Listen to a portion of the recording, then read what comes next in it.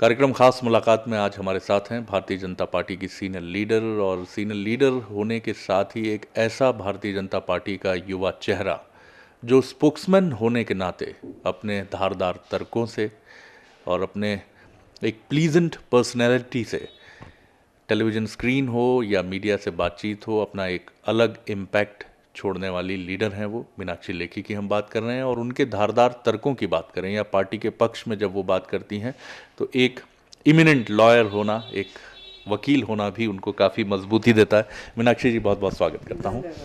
सबसे पहले एक भारतीय जनता पार्टी की जो प्रोबेबिलिटी है, अगर लोकसभा इलेक्शन की बात करें तो मैं जानना चाहूँगा कि क्या आप स्ट्रेंथ देखती हैं कि कैसे ये भारतीय जनता पार्टी जो कंटेम्प्ररी उसके राइवल्स हैं उनसे डिफरेंट है? क्या यूएसपी आप देखती हैं, क्या अलहदा एलिमेंट देखती हैं? देखिए, जो सबसे बड़ा कई विषय हैं जिस पे हम अलग हैं, लेकिन जो सबसे बड़ी मैं अपनी ताकत मानती हूँ और शक्ति मानती हूँ, वो मानती हूँ एक आइडियोलॉजिकली ड्रिवन पार्टी है। और बहुत से ऐसे लोग हैं जो कि किसी वजह से किसी फ़ायदे नुकसान को देखे बिना केवल और केवल एक ऐसी लड़ाई में लगे हुए हैं जो कि कहीं ना कहीं एक आइडियोलॉजिकल वॉरफेयर या सभ्यता की लड़ाई या अपनी दिमाग की लड़ाई, थॉट प्रोसेस की लड़ाई, उसमें जुड़े हुए हैं। और उनको कुछ चाहिए नहीं, मतलब उनको कोई पद चाहिए या कोई सरकार बनने के बाद उनको कोई वजीफे की उम्मीद है, ऐसा कुछ नहीं है। वो केवल और केवल देशभक्ति से जुड़े हुए लोग हैं और उसी की वजह से भारतीय जनता पार्टी के लिए और ख़ास तौर पे श्री नरेंद्र मोदी से जुड़े हुए प्रेरित लोग हैं। और वो एक बहुत बड़ी संख्या है उन लोगों की। वो पहली स्ट्रेंथ है हमारी, पहली ताकत वो है। दूसरी हमारी ताकत है जो कि बहुत ही मुख्य ताकत है, किसी भी पॉलिटिकल पार्टी के पास वो ताकत नहीं है, वो हमारी संगठन की ताकत है। जो हमारा वॉलंटियर बेस है और वो भी पेड वॉलंटियर्स नहीं है, अपनी जेब से पैसा लगाने वाले लोग हैं, अपना खर्चा खुद करने वाले लोग हैं। तो वो जो एक बहुत बड़ा वॉलंटियर सपोर्ट और वॉलंटियर बेस है, वो भी भारतीय जनता पार्टी के पास बहुत अधिक है किसी भी पार्टी के मुकाबले। तीसरा जो नेतृत्व है भारतीय जनता पार्टी के पास, वो बहुमुखी नेतृत्व हमारे पास है। और किसी भी विषय पर किसी भी तरीके के लोग हम एक झटके में खड़ा कर सकते हैं। तो और नरेंद्र मोदी जी का तो जो मुखर नेतृत्व है वो हम सबके सामने है, जिसकी वजह से बहुत से लोग जो बीजेपी के साथ नहीं भी हैं अब तक, वो भी जुड़ रहे हैं। तो ये हमारी शक्तियाँ हैं। पार्टी विद डिफरेंस, ये आपका स्लोगन हमेशा से रहा है, लेकिन 2014 की इस जंग में हमने ये भी देखा कि बहुत कुछ बदल भी रहा है with in the Bharatiya Janata party. आप जो बातें कर रहे हैं, जो इश्यूज आप रख रहे हैं, क्या आपको लग रहा है कि ये कोलिशन एरा में खुद को एक प्रूव करने की जो स्ट्रैटेजी है भारतीय जनता पार्टी की, ये उसकी वजह से हो रहा है?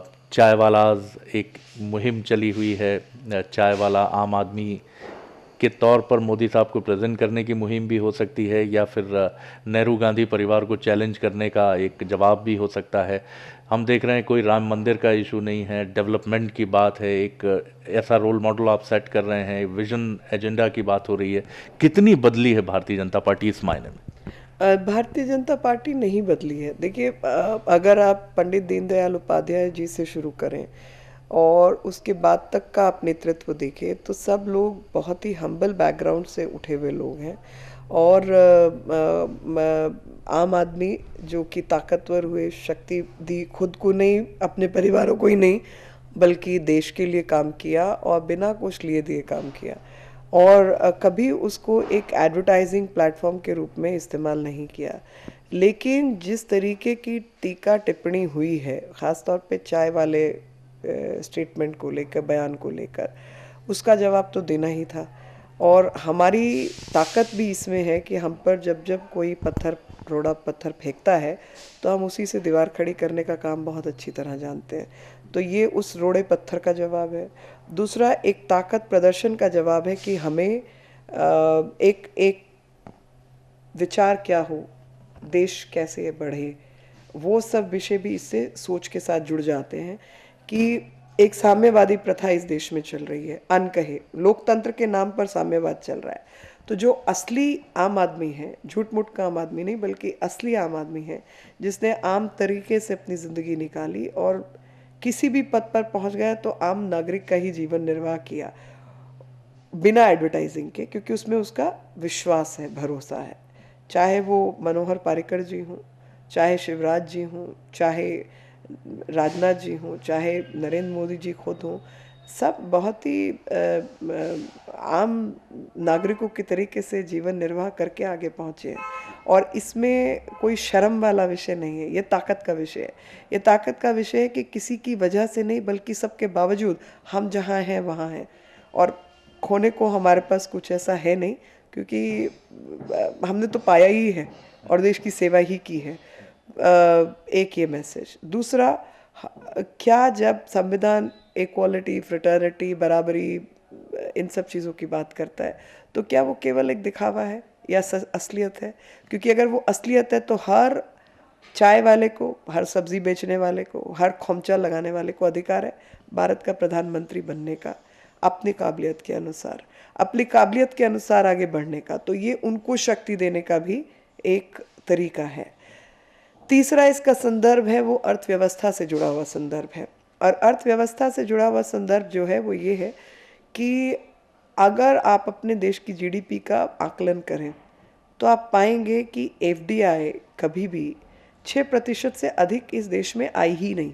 6% से अधिक आपका जीडीपी का हिस्सा कभी एफडीआई नहीं थी, और 45% आपकी जीडीपी का हिस्सा वो फुटकर व्यापारी, वो चाय बेचने वाला, वो सब्जी भाजी की रेडी लगाने वाला, वो आम व्यक्ति है जिसकी तरफ आपने आज तक कोई ध्यान ही नहीं दिया, कोई सक्रिय रूप में आपने पॉलिसी नहीं बनाई, उसको अर्थव्यवस्था से जोड़ने का आपने कोई इंतज़ाम नहीं किया, और वही आपकी जीडीपी को बढ़ा रहा है। तो ये एक जो अर्थव्यवस्था की दृष्टि से भी जो पैराडाइम शिफ्ट इस देश में होना चाहिए, और वो डोमेस्टिक मार्केट्स, डोमेस्टिक फंडिंग और डोमेस्टिक इन्वेस्टमेंट, उस पर कोई काम ही नहीं हुआ। और उस 6% जीडीपी के लिए आपने ये पॉलिसी, वो पॉलिसी, आ जाओ मेरा घर बिकने को तैयार खड़ा है, आप फ्री में ले जाओ, ये सब चालू किया हुआ है, जबकि आप अपने बाजार से पैसा तुरंत ले सकते हैं। और जिस तरीके का एक भ्रमित वातावरण पेश किया जा रहा है कि एफडीआई आएगी तो पैसा आएगा, जबकि असलियत ये है कि एफडीआई से कोई बहुत ज़्यादा पैसा नहीं आया है। एक भ्रमित वातावरण क्रिएट किया गया, और उस दौरान में अगर आप पाएंगे तो आप पाएंगे कि जहाँ जहाँ, जैसे मान लीजिए डिफेंस है या ऐसे विषय हैं, जहाँ जहाँ टेक्नोलॉजी ट्रांसफ़र होना चाहिए था कहीं पे टेक्नोलॉजी ट्रांसफ़र नहीं हुआ। जहाँ आपके पास भंडार लगे हुए हैं थोरियम के, तो थोरियम आप निर्यात करते हैं और आप यूरेनियम आयात करते हैं, और आपने रिएक्टर और टेक्नोलॉजी बेस लिया तो यूरेनियम का लिया। तो कुछ जो जो इन सब सोच के पीछे देश से जुड़ी हुई सोच है कि देश आगे बढ़े तो कैसे, नीति हो तो क्या हो, आम भारतीय नागरिक को फ़ायदा पहुँचे तो कैसे, वो चाय से जुड़ा हुआ एक बहुत महत्वपूर्ण विषय है। साथ ही ये देश रिश्तों का, परिवार का देश है, जहाँ पर चाय पीना, पिलाना बहुत एक ज़िंदगी का हिस्सा है, और चाय पे चर्चा या चाय पे बातचीत या टी पार्टी कोई बहुत ही अनोखी चीज़ नहीं है। एक ये भी सवाल उठता है बार बार कि वाई नरेंद्र मोदी इतना फोकस उन पर क्यों? आपके पास एबल लीडरशिप के कई आपने खुद नाम लिए, मनोहर पारिकर, शिवराज सिंह चौहान, डॉक्टर अमन सिंह, जो बहुत बढ़िया काम कर रहे हैं। भारतीय जनता पार्टी में अब तक हमने ये नहीं देखा कि कभी किसी एक व्यक्ति का इतना प्रोजेक्शन। क्या आपको लगता है ये वक्त की ज़रूरत है, वक्त के हिसाब से बदलाव है? नहीं, देखिए वो व्यक्ति का व्यक्तित्व भी तो देखिए। मैं किसी को छोटा नहीं कर रही हूँ, मैं तो कह रही हूँ कि मेरे पास एक गैलेक्सी ऑफ लीडरशिप उपलब्ध है। मेरे पास तो एक पूरी कॉन्स्टलेशन है, इतने इतने हमारे पास नेता हैं, और सब बेहतरीन लीडरशिप। आप किसी भी विषय को उठा ले तो बेहतरीन लोग हमारे पास है। विषय ये नहीं है, विषय ये है कि लोगों को, जनता को मोटिवेट कौन कर सकता है, जो भारतीय जनता पार्टी में नहीं है। भारतीय जनता पार्टी से जो जुड़े हुए हैं वो तो बहुत एक विषय है, लेकिन जो एक बहुत बड़ा वर्ग जो कि भारतीय जनता पार्टी से जुड़ा हुआ नहीं है, क्योंकि आखिर में वोट शेयर ही बढ़ाना है ना। अपना जो वोट शेयर अब तक है वो तो चल ही रहा है, पर उसको बढ़ाकर कोई आगे ले जाए तो ऐसा व्यक्ति जो मोटिवेट कर सके, लोगों को इंस्पायर कर सके और जिसका अपना जीवन इंस्पिरेशनल हो, तो वो कहीं ना कहीं नरेंद्र मोदी जी की छाप बहुत गहरी छाप दिखाई देती है। आप देखिए कि चाहकर ना चाहकर उनके विषय में बात करना बहुत लोगों की मजबूरी है, और चाहकर ना चाहकर 10 साल से अधिक उनको अटैक कर कर कर कर करके उनका बाल बांका नहीं कर पाए, तो कुछ तो ताकत होगी उसके उनके चरित्र की या उनके व्यक्तित्व की। वही वही ताकत को जब जनता रिकग्नाइज करने लगे, तो जनता ने उनको भारतीय जनता पार्टी का प्रधानमंत्री घोषित करवाया। भारतीय जनता पार्टी ने तो जनता की आस्थाओं का निर्वाह किया है। जी। भारतीय जनता पार्टी एक बहुत ही गंभीर थॉट वाली एक पार्टी की इमेज प्रोजेक्शन करके आगे बढ़ती है। अभी आप जिस ताकत की बात कर रही हैं, कहीं ऐसा तो नहीं है कि वो ताकत आपकी उतनी नहीं है जितनी अपोजिशन के तौर पे कांग्रेस की कमज़ोरी है? उसका सबसे फीबल कैरेक्टर हमने रिसेंट पास्ट में देखा है, चाहे वो केंद्र में उसकी सरकार का प्रदर्शन हो। तो कहीं रेट्रोस्पेक्शन पे जाने के लिए भी आपको ये चीज़ मजबूर नहीं करती है कि सोचना चाहिए कि जिसको आप बहुत स्ट्रेंथ मान रहे हैं, वो एक कमज़ोर विपक्ष की वजह से आप ताकतवर दिख रहे हैं? नहीं, ऐसा नहीं है। देखिए, कमज़ोर वो तो कमज़ोर होते हुए भी ताकतवर हैं, क्योंकि उन्होंने 67 साल में से 60 साल तक देश पर राज किया है। तो चाहे वो ब्यूरोक्रेसी हो, चाहे वो मीडिया हो, चाहे और तमाम चीज़ें हों, पढ़ाई एजुकेशन से लेके तमाम जगह उन्होंने अपने अपने प्यादे फिट किए हुए हैं, वो तो आपको मानना ही पड़ेगा। उन सब के बावजूद भारतीय जनता पार्टी आगे बढ़ रही है, जिसमें कभी किसी ना किसी रूप में रोड़े अटकाने की कोशिश की जा रही है, लेकिन वो एक पूरी ताकत और क्षमता के अनुसार आगे बढ़ रही है, तो वो भी देखना होगा। और वो विषय बहुत आकलन का विषय है, और उसी आकलन से बिल्कुल स्पष्ट होता है कि भारतीय जनता पार्टी एक बहुत ताकतवर पार्टी है, और हमारे नेतृत्व की जो क्षमता है वो जनता की बिना पर बनी हुई क्षमता है, ना किसी परिवार की वजह से या किसी भ्रमित इतिहास की वजह से। भारतीय जनता पार्टी के रैंक एंड फाइल से एक आवाज़ ये भी है कि आपको आगे की लीडरशिप को भी प्रमोट करना चाहिए, बताना चाहिए। अगर आपके पास ऐसे चेहरे हैं, शिवराज सिंह चौहान, डॉक्टर रमन सिंह, मनोहर पर्रिकर, और भी हो सकते हैं, सेकंड लाइन ऑफ लीडरशिप में और चेहरे भी हों, क्या आपको लगता है कि ये भी एक वक्त है जब आपको आगे की लीडरशिप के बारे में भी बात करनी चाहिए? क्योंकि वंशवाद की राजनीति पर आप बहुत तीखा प्रहार करते हैं। बिल्कुल, वो तो हम हमेशा ही, वो तो उसमें कोई दो राय वाली बात ही नहीं है। उनकी बात करना चाहिए का क्या मतलब है? वो हमारे लोग हैं, हम ही बात नहीं करेंगे तो कौन करेगा? वो तो और उसमें तो हम बहुत ही उन पर नाज करते हैं हम लोग। आप मानिए ये 3 लीडर्स जो हैं, ये भी अपकमिंग सिर्फ तीन नहीं है, 5, 7, 8, 10 ये सब है। सारे प्राइम मिनिस्ट्रियल एलिमेंट वाले। एब्सोल्युटली, हर एक के अंदर वो ताकत है कि वो आने वाले भविष्य में भारत के प्रधानमंत्री बन सकते हैं। उसमें कोई दो राय वाला विषय ही नहीं है। वो तो इतनी क्षमतावान ताकतवर पार्टी है कि आप एक को कहें तो वहाँ 10 खड़े होंगे, ऐसा ऐसा वो तो उसमें कोई दो विचार ही नहीं है। महिलाओं की अगर हम बात करें तो भारतीय जनता पार्टी रिजर्वेशन को लेकर भी मध्य प्रदेश में भी हमने देखा है कि महिलाओं के जहां रिजर्वेशन की बात है, शिवराज सिंह चौहान बहुत मुखर होते हैं। नेशनल लेवल पर भी आप मुखर हैं, आप जैसे चेहरे भारतीय जनता पार्टी के पास हैं। लेकिन अभी भी राष्ट्रीय अध्यक्ष का एक पद है जहां किसी महिला को हमने अभी उस तरह से नहीं देखा है। और कहीं पार्टी में एक मैसेज भी है कि एक महिलाओं को जिस तरह से आगे आना चाहिए। लीडर ऑफ पोजीशन हैं सुषमा जी, मध्य प्रदेश की विदिशा लोकसभा सीट से आती हैं, लेकिन अभी क्या लगता है कि कुछ और एम्पावरमेंट बीजेपी में? आपको लगता है सुषमा जी को एम्पावरमेंट की ज़रूरत है? सुषमा जी हम जैसों को एम्पावर करती हैं, और लीडर ऑफ ऑपोजिशन हैं, और पार्टी में खाली एक प्रेसिडेंट का पद नहीं है और तमाम चीज़ें हैं, और वो भारतीय जनता पार्टी की तरफ से लीडर ऑफ ऑपोजिशन है। साथ में मतलब उनसे तो मतलब पुरुषों को एम्पावरमेंट की आवश्यकता है। तो मैं जब जेंडर इक्वालिटी की बात आती है, सुषमा जी जैसे लोग और हम जैसे लोग जो छोटे लेवल पर वो पुरुषों से कोई मतलब किसी तरीके से भी कम नहीं है और हमें एम्पावरमेंट की आवश्यकता नहीं है, हम दूसरों को एम्पावरमेंट देने वाले लोग हैं। तो आप मानती हैं कि जल्दी ही एक चेहरा प्रधानमंत्री के लिए भी निश्चित तौर पर एक प्रोसेस से कोई अनयूजुअल तरीके से नहीं, भारतीय जनता पार्टी से निकलेगा आने वाले एक डिकेड के भीतर? बिल्कुल निकलेगा। भारतीय जनता पार्टी में तो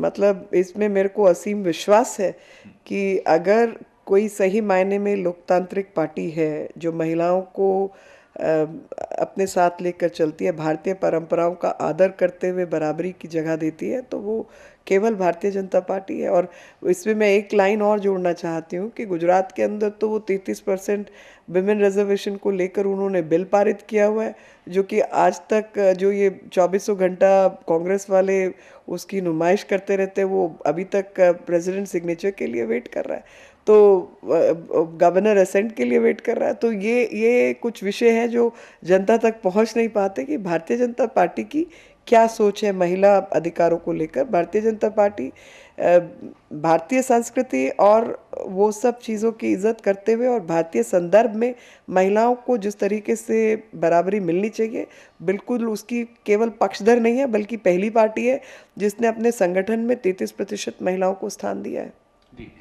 अभी आप जो चाय पर अनौपचारिक बातचीत के लिए आप आमंत्रित कर रहे हैं, उसमें कई चुभते हुए सवाल भी हो सकते हैं। पार्टी तैयार है उसके लिए? 370 पर बात होगी, राम मंदिर पर बात होगी, सारे इश्यूज जो ऐसे हैं जो अब तक आपको कहीं नहीं, हम इश्यूज से भागने वाले लोग नहीं हैं भाई। हम तो बल्कि इंतज़ार करते कि भाई कब पूछें आप, ताकि जो हमारी बात अब तक दबी हुई है और हमारा जो सही संदेश लोगों तक नहीं जा रहा है, बिल्कुल वो सही संदेश लोगों तक पहुंचे और उस पर चर्चा हो। हम तो चाहते हैं चर्चा हो, इसीलिए हमने ये चाय पे चर्चा का कार्यक्रम रखा है। आखिरी सवाल आपसे कर रहा हूँ, पर्सनल सवाल है, क्या आपकी आगे पॉलिटिकल मैप आपका क्या है? और वो फॉर्मल सा उत्तर अगर आप ना दें तो बेहतर होगा कि पार्टी के कार्यकर्ता हैं और जो पार्टी आदेश देगी। मगर वही उत्तर है और वो उत्तर फॉर्मल नहीं है, वो बिल्कुल अनुशासित कार्यकर्ता का उत्तर है कि मैं आपको कहीं से ऐसा नहीं लगता होगा कि मैं भी उन्हीं लोगों में से हूँ जो कि एक सोच के कारण भारतीय जनता पार्टी के साथ है। अगर अपॉर्चुनिस्टिक पॉलिटिक्स हम जैसे लोगों को खेलनी होती तो जिस मर्जी पार्टी में चले जाते, वहाँ से जो चाहते वो मिलता, लेकिन हम अपॉर्चुनिस्टिक पॉलिटिक्स खेलने वाले लोग हैं ही नहीं, एक विचारधारा वाले लोग हैं और उस विचारधारा करके भारतीय जनता पार्टी के साथ है और जो पार्टी का आदेश होगा, जैसे होगा, उसी आदेश पर चलने वाले लोग हैं। और ये मैं फॉर्मल औपचारिक उत्तर नहीं दे रही हूँ, ये बिल्कुल मेरी सोच है। जी, चलिए, बहुत बहुत धन्यवाद मीनाक्षी जी और बहुत शुभकामनाएं आपको आने वाली आपकी राजनीतिक यात्रा के लिए। ये थी मीनाक्षी लेखी, भारतीय जनता पार्टी की सीनियर लीडर, और उनका साफ तौर पर कहना है कि चाय पर जो पार्टी ने ये एक स्कीम पूरे देश में ये शुरू की है, इसके पीछे एक विस्तृत और व्यापक सोच है। वो कहती हैं इसको संकीर्ण अर्थों में नहीं देखना चाहिए। दरअसल इसके पीछे एफडीआई का एक इम्पॉर्टेंट इक्वेशन वो बताती हैं कि वो लोग जो एफडीआई की बात करते ज़रूर हैं और लेकिन उसमें कंट्रीब्यूशन कितना है, कंट्रीब्यूशन उसी कॉमनर का है, उन्हीं छुटपुट काम करने वाले लोगों का है, जिनमें चाय वालाज भी शामिल हैं। और यही वजह है कि पार्टी ने उनके महत्व को भी रेखांकित किया है। कहीं ना कहीं ये देश की अर्थशक्ति से जुड़ा हुआ भी एक कार्यक्रम है। नरेंद्र मोदी की जहाँ तक बात है तो मीनाक्षी जी का कहना है कि वो एक व्यक्तित्व हैं, एक पर्सनैलिटी हैं, एक ऐसी पर्सनैलिटी जिस पर चर्चा होना लाजिमी है। और वो ये कहती हैं सवाल कितने भी चुभते हुए हों, सुलगते हुए हों, भारतीय जनता पार्टी तैयार है। और इस गुनगुनी सर्दी में चाय के प्याले के साथ इसीलिए पूरे देश में ये कार्यक्रम शुरू किया जा रहा है कि Bharatiya Janata party 1-to-1 intellectuals के साथ, आम आदमी के साथ बैठे और सोचे। जहाँ तक उनकी खुद की राजनीतिक यात्रा की बात है तो वो कहती हैं ये कोई औपचारिक, फॉर्मल और एक वैसा जो ट्रेडिशनल स्टीरियोटाइप कोई जवाब नहीं है। मैं एक विचारधारा की वजह से, मैं यानी मीनाक्षी जी खुद कहती हैं कि वो एक विचारधारा की वजह से इस पार्टी में आई हैं, अवसरवादी सोच के लिए जहां कोई जगह नहीं है, और पार्टी जैसा आगे उनके लिए जो भूमिकाएं तय करेगी वो उसी भूमिका को लेकर आगे बढ़ेंगी। खास मुलाकात में इतना ही, अगली बार एक और ख़ास शख्सियत को लेकर आपसे फिर मिलेंगे। इजाज़त दीजिए, नमस्कार।